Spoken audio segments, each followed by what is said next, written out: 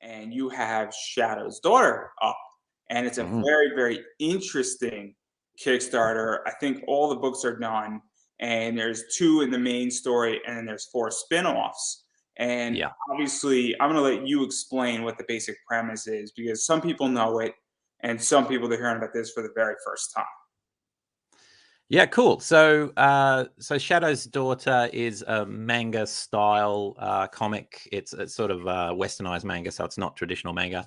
Um, it's an urban fantasy thriller. It focuses on a protagonist, a girl named Summer Rain, who is a bounty hunter and also a shadowmancer. So her ability is that she can bend shadow to her will and use it as a physical force, either to attack or defend and those sorts of things.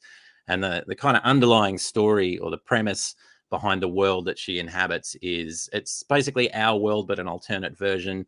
And 30 years ago, a moon rose, a blood moon or a demon moon rose, and it hung in the sky for about a month. It didn't disappear. And while it was hanging up there, there was all sorts of earthquakes and, floods and drama and all this sort of stuff. And a certain percentage of the population started to exhibit traits from myths about werewolves and vampires and those sort of creepy crawly things, and then as a result of that afterwards, a small percentage of humans were transformed into these remade individuals, and Summer was one of those individuals. And so her whole thing is, get me that kish cash, if that's still a thing the kids are saying, or is it Skrilla, whatever the kids are saying for cash.